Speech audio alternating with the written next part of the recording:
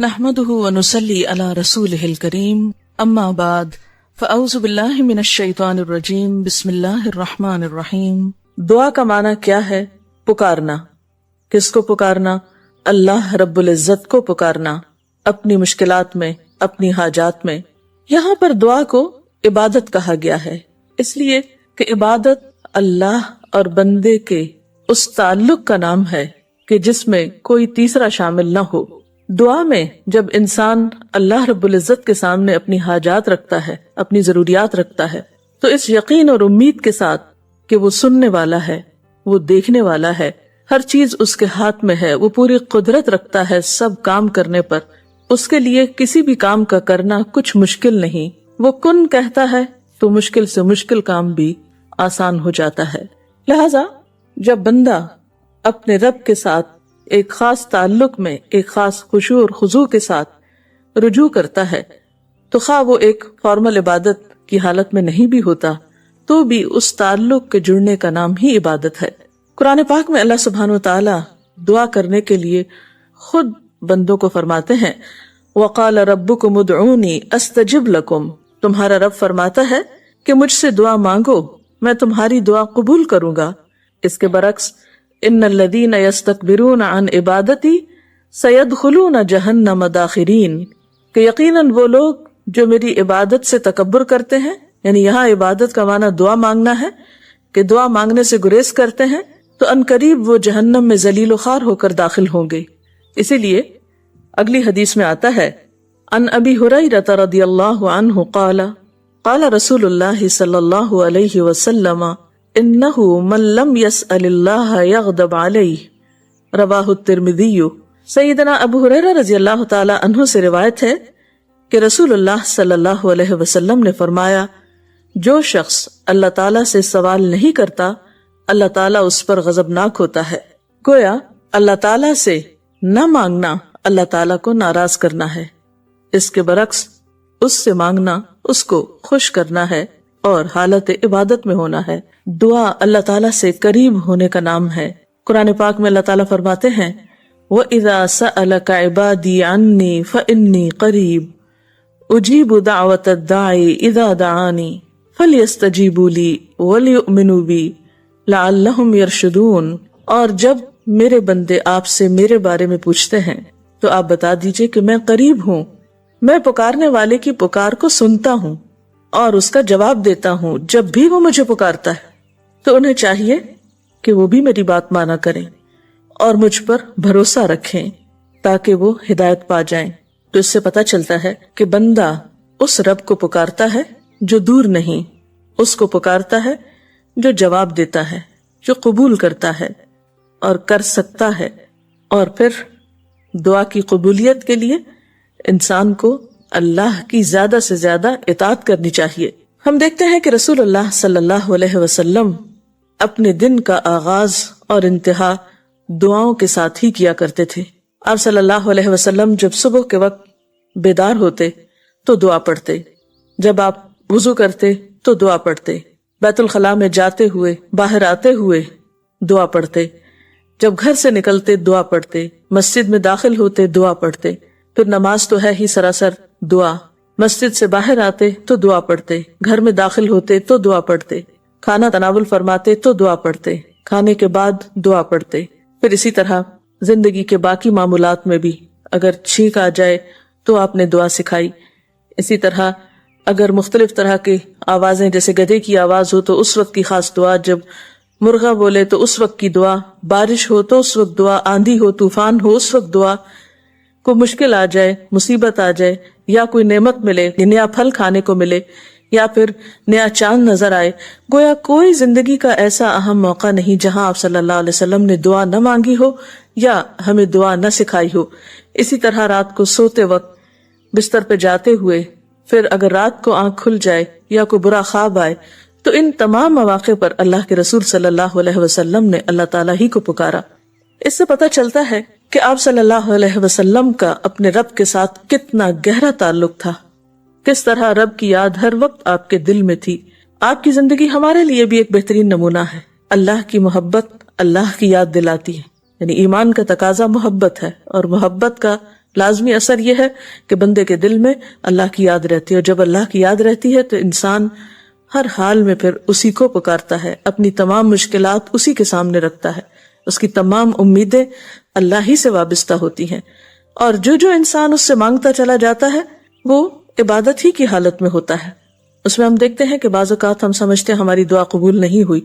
اور شیطان کا کام یہ ہوتا ہے کہ وہ بندے کے دل میں مایوسی پیدا کرے۔ جب بھی انسان کے دل میں ایسا خیال آئے کہ اس کی دعا قبول نہیں ہوئی تو اسے ہمیشہ یاد رکھنا چاہیے کہ رسول اللہ صلی اللہ علیہ وسلم نے قبولیت دعا کی مختلف قسمیں یا طریقے بتائے ہیں۔ ایک تو یہ کہ جو کچھ انسان مانگتا ہے اس کو وہ مل جائے، یا پھر یہ کہ وہ تو نہ ملے لیکن اس کے برعکس اس کے بدلے میں اس کی کسی مصیبت یا مشکل کو اس سے دور کر دیا جائے یا آنے سے روک دیا جائے۔ تیسری صورت یہ کہ دنیا میں تو انسان کو اس دعا کے صلے میں کچھ نہ ملے، لیکن قیامت کے دن وہ تمام دعائیں اس کے اعمال نامے میں شامل کر کے اسے ان کا بہترین بدلہ یا جزا دی جائے۔ ایسی صورت میں جو تیسری صورت ہے، اگرچہ دنیا کے اعتبار سے ایک مشکل صورتحال ہے، لیکن قیامت کے دن بندہ جب اپنی دعاؤں کا صلہ دیکھے گا، اس عبادت کی جزا پائے گا وہاں پر، تو اس وقت تمنا کرے گا کہ اے کاش دنیا میں میری کوئی دعا بھی قبول نہ ہوتی۔ لیکن دعا کی قبولیت کے لیے پھر کچھ شرائط ہیں۔ ایک بات تو یہ اس میں جو سب سے پہلے کہ انسان کا رزق حلال ہو، کیونکہ حرام کھانا انسان کی دعاؤں کی قبولیت میں رکاوٹ کا سبب ہوتا ہے۔ پھر اسی طرح جب انسان اللہ سے دعا مانگے تو اس وقت بہت توجہ کے ساتھ دعا کرے، کیونکہ حدیث میں آتا ہے کہ اللہ سبحانہ وتعالی غافل دل کی دعا قبول نہیں کرتے۔ یعنی ایک انسان مانگ رہا ہے لیکن اس کو پتہ ہی نہیں کہ وہ کیا مانگ رہا ہے، صرف رٹے رٹائے کچھ لفظ زبان سے نکال رہا ہے یا سنی سنائی کوئی بات دہرا رہا ہے، لیکن اس کے دل سے وہ بات نہیں نکل رہی ہے، وہ مانگنا نہیں، بس کچھ الفاظ کا پڑھ دینا ہے، تو یہ طریقہ بھی درست نہیں۔ پھر اسی طرح ہم دیکھتے ہیں کہ دعا سے بڑھ کر کوئی چیز اللہ کے ہاں معزز نہیں۔ حدیث میں آتا ہے لیس شیء اکرم علی اللہ من الدعاء، کہ اللہ کے نزدیک دعا سے زیادہ عظمت والا کوئی عمل نہیں۔ ایک اور حدیث میں آتا ہے ولا يرد القضاء الا الدعاء ولا يزيد في العمر الا البر، کہ تقدیر کو دعا کے علاوہ کوئی چیز نہیں بدل سکتی۔ یعنی انسان کی جو تقدیر ہے، جو لکھی ہوئی ہے، اس میں تبدیلی دعا کی وجہ سے ہو سکتی ہے، کیونکہ اللہ تعالیٰ کے ہاتھ میں ہے سب کچھ۔ یمحو اللہ ما یشاء ویثبت، جو چاہتا ہے اللہ مٹا دیتا ہے اور جو چاہتا ہے ثابت کر دیتا ہے، لکھ دیتا ہے۔ تو بات یہ ہے کہ انسان کو ہمیشہ مانگتے رہنا چاہیے اور پورے جزم کے ساتھ، ارادے اور عزم کے ساتھ مانگنا چاہیے۔ کبھی یہ نہیں کہنا چاہیے کہ اگر تو چاہے تو قبول کر لے، نہیں چاہے تو نہ کرے۔ نہیں، انسان دعا مانگتے وقت پورا یقین رکھے کہ اللہ تعالیٰ اس کی دعا قبول کر سکتا ہے، اور واقعی قبول کرتا ہے، کیونکہ حدیث میں آتا ہے رسول اللہ صلی اللہ علیہ وسلم نے فرمایا ان ربکم حی کریم یستحیی من عبدہ اذا رفع یدیہ الیہ فیردہما صفرا، تمہارا رب بڑا حیا کرنے والا اور سخی ہے، جب بندہ اس کے حضور ہاتھ اٹھاتا ہے تو انہیں خالی لوٹاتے ہوئے اسے شرم آتی ہے۔ یعنی اللہ تعالیٰ جو مالک الملک ہے، تمام خزانے اس کے ہاتھ میں ہیں، وَلِلَّهِ خَزَائِنُ السَّمَاوَاتِ وَالْأَرْضِ، آسمان و زمین کے سارے خزانوں کی کنجیاں اس کے پاس ہیں، ان کا مالک وہ ہے۔ لہٰذا ایسا نہیں کہ کبھی انسان کی دعا قبول نہ ہو تو اس کا سبب یہ ہو خدا نخواستہ کہ وہ دینے پہ قادر نہیں، وہ دیتا ہے اور وہ خالی ہاتھ نہیں لوٹاتا بندے کو، بس صرف فرق یہ ہے کہ قبولیت کے کئی طریقے ہو سکتے ہیں، اور خاص طور پر اگر بندہ مانگتا نہیں ہے تو یہ چیز اس کو ناپسند ہے، اس پر وہ ناراض ہوتا ہے، کیونکہ اللہ بندے سے یہ چاہتا ہے کہ بندہ اپنے رب کا شکر ادا کرتا رہے، اس سے مانگتا رہے، کیونکہ اللہ نے بندوں کو اپنی عبادت کے لیے پیدا کیا ہے۔ اگر بندے سب نعمتیں اس سے پا کر اس سے بے نیاز ہو جائیں تو یہ چیز اللہ تعالیٰ کو پسند نہیں۔ تو بات یہ ہے کہ اللہ اور بندے کے درمیان تعلق جو ہے وہ محض فارمل تعلق ہی نہیں ہونا چاہیے۔ اہل ایمان اللہ سے سب سے زیادہ شدید محبت کرتے ہیں، اور اس محبت کا تقاضا یہ ہے کہ بندہ اللہ کو اپنے قریب پائے یا اس کی قربت محسوس کرے۔ جو بندہ اللہ سے قربت محسوس کرتا ہے وہ کسی بھی دم اس کو پکارنے میں کوئی شرم محسوس نہیں کرتا، وہ دل ہی دل میں پکارتا ہے، وہ آہستہ آہستہ آواز میں، سرگوشیوں کے انداز میں پکارتا ہے، وہ بلند آواز میں پکارتا ہے، وہ دن میں پکارتا ہے، وہ رات میں پکارتا ہے، وہ کسی بھی زبان میں جو اس کے لیے آسان ہے بولنا اس میں پکارتا ہے۔ یعنی اس کے لیے ضروری نہیں کہ کوئی خاص قسم کی فارمیلٹیز ہی رکھی جائیں تو تب اس کی دعا یا پکار سنی جائے گی، ادروائز نہیں۔ ہم دیکھتے ہیں کہ رسول اللہ صلی اللہ علیہ وسلم جب صبح اٹھتے تھے تو آنکھ کھلتے ہی آپ دعا پڑھتے تھے۔ ظاہر ہے کہ اس وقت آپ اپنے بستر پر ہوتے تھے۔ اگر اس کے لیے یہی یعنی دعا کے لیے مثلاً یہی فارمیلٹی ہو یا یہی طریقہ ہو کہ انسان کسی خاص مصلی پر کسی خاص سمت میں بیٹھ کر ہی دعا مانگے یا ہاتھ اٹھا کر ہی مانگے تو اس طرح تو پھر دعا مانگنا بہت مشکل ہو جائے۔ تو آپ صلی اللہ علیہ وسلم بستر پر جب تشریف لے جاتے یعنی لیٹتے تھے تو اس وقت اپنا دایاں ہاتھ اپنے دائیں گال کے نیچے رکھ کر لیٹ کر دعا مانگتے تھے، یعنی اس وقت ہاتھ اٹھائے بھی نہیں ہوتے بلکہ حدیث میں آتا ہے کہ آپ کا ہاتھ آپ کے گال کے نیچے ہوتا تھا۔ اور اسی طرح عین دنیاوی معاملات میں بھی اپنے گھر والوں کے ساتھ تعلق کے معاملے میں ہر موقع پر آپ نے دعا مانگی تو وہ دعائیں کسی فارمل انداز سے نہیں تھی کہ ان کے اول آخر کچھ پڑھا گیا ہو یا کسی خاص جگہ پر بیٹھ کر ہی یا خاص انداز سے ہاتھ اٹھا کر ہی، نہیں، آپ ہر حال میں اپنے رب کو پکارا کرتے تھے۔ حدیث میں آتا ہے کان یذکر اللہ فی کل احیانہ، کہ آپ ہر حال میں اللہ کا ذکر کیا کرتے تھے، اور ذکر کی ایک افضل ترین اور بہترین شکل دعا ہے۔ جی یقینی طور پر، اس لیے کہ ہم دیکھتے ہیں کہ قرآن پاک میں اللہ تعالیٰ فرماتے ہیں الا بذکر اللہ تطمئن القلوب، سنو اللہ کے ذکر سے دلوں کو اطمینان ملتا ہے۔ جیسا کہ ہم جانتے ہیں کہ ہمارا وجود محض ہمارے ہڈی گوشت پر ہی مشتمل نہیں بلکہ ہماری روح کے بھی کچھ تقاضے، اور ہماری روح اس بات کا تقاضا کرتی ہے، ہمارے اندر کی فطرت اس بات کا تقاضا کرتی ہے کہ ہمارے سامنے ایک ایسی ہستی ہو کہ جس کو ہم اپنا ہر دکھ سنا سکیں، جو ہماری ہر طرح سے مدد کر سکے، جو واقعی طاقتور ہو، پوری قوت والی ہو۔ تو یہ کمی کون پوری کر سکتا ہے؟ انسانوں میں سے تو کوئی نہیں کر سکتا، مخلوق میں سے تو کوئی نہیں کر سکتا، یہ صرف خالق ہی ہو سکتا ہے جو ہر چیز پر قادر ہے۔ قرآن پاک میں بے شمار دفعہ آتا ہے ان اللہ علی کل شیء قدیر، بے شک اللہ تعالیٰ ہر چیز پر قادر ہے، اور اس قدرت میں یہ بھی ہے کہ وہ کسی بھی دکھ تکلیف اور پریشانی میں انسان کی مدد کرے۔ کمی اصل میں ہم میں ہوتی ہے، ہم مانگنے کا حق ادا نہیں کرتے، ورنہ اس کے دینے میں کمی نہیں۔ اللہ کے نیک بندے جب مانگتے تھے تو ان کے مانگنے میں کبھی مایوسی نہیں ہوتی تھی۔ حضرت زکریا علیہ السلام جن کو ایک لمبے عرصے تک اولاد نہیں ملی تھی تو وہ کبھی بھی مایوس نہیں، وہ کہتے ہیں لم اکن بدعائک ربی شقیا، اے رب تجھ سے دعا مانگ کر تو میں کبھی بھی نامراد رہا ہی نہیں۔ حالانکہ اگر ظاہری طور پر دیکھا جائے تو ایک لمبے عرصے تک جبکہ ان کی اپنے بال سفید ہو گئے اور ان کی اہلیہ جو تھی یا بیوی جو تھی وہ بالکل بانجھ ہو گئی تھی اور بہت بڑھیا ہو گئی تھی، اور بظاہر کوئی امکانات نہیں تھے کہ وہ بچہ پیدا کر سکے، لیکن اس کے باوجود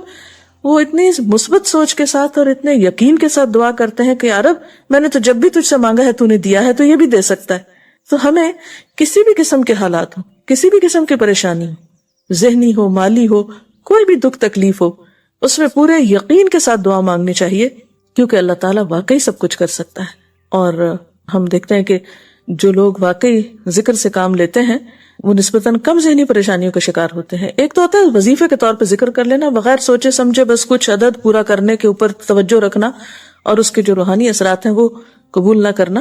نہیں، بلکہ اس میں جیسے قرآن پاک میں آتا ہے وَاسْتَعِينُوا بِالصَّبْرِ وَالصَّلَاةِ، صبر اور نماز کے ساتھ مدد لو۔ نبی صلی اللہ علیہ وسلم ہر مشکل وقت میں اللہ تعالیٰ کی طرف لپکتے تھے نماز کے ساتھ۔ حدیث میں آتا ہے اذا حزبہ امر فزع الی الصلاۃ، کہ جب کوئی مشکل وقت آتا فوراً نماز کی طرف لپکتے۔ یعنی صرف بیٹھ کے بھی آپ دعا کر سکتے ہیں، لیکن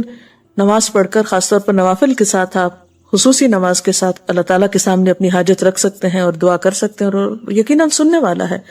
اور ہر طرح کی مشکلات میں دعا فائدہ دیتی ہے۔ ایک حدیث میں آتا ہے کہ دعا ان مصیبتوں میں بھی فائدہ دیتی ہے جو اتر چکی ہوں، اور ان میں بھی فائدہ دیتی ہے جو ابھی اتری نہ ہوں، یعنی آنے والی مشکلات اور مصیبتوں کی بھی پیش بندی دعا سے ہو سکتی ہے۔ اس میں آپ دیکھیے کہ